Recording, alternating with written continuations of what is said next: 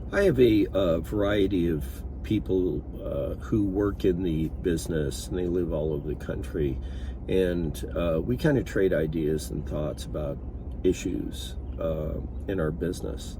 There was one that came up recently that had to do with what do you do after you finish removing the mold out of a basement or attic or something. So I wanted to talk about that for a heartbeat. The topic of discussion was you go through the engineering controls of removing the mold, and you use the negative air pressure and all that stuff, and then you use probably some kind of chemical, whether it's hydrogen peroxide or sodium hypochlorite or soap and water, whatever. And what do you do at the end? And so one of the consultants, who is really well known and well respected, said, well, I just tell my clients to spray paint over it or encapsulate it with something.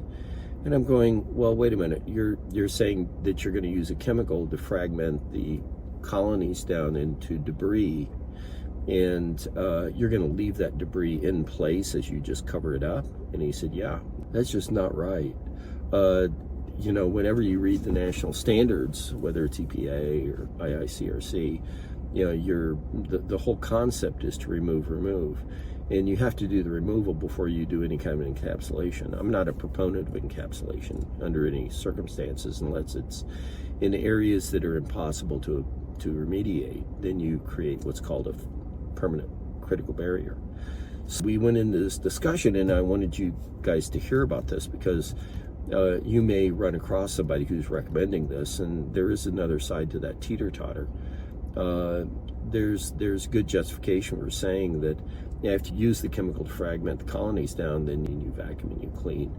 And by the end of this process, there shouldn't be any debris left behind. So I think it's a mistake to just spray a chemical, let it fragment, and then cover it up with an encapsulant. I think that opens up a potential liability that I don't think it's necessary to deal with. You got to remove the debris before you do anything else if you do choose to encapsulate. So, food for thought. Bob Bennett, Farsight Management. It's better use Farsight than hindsight.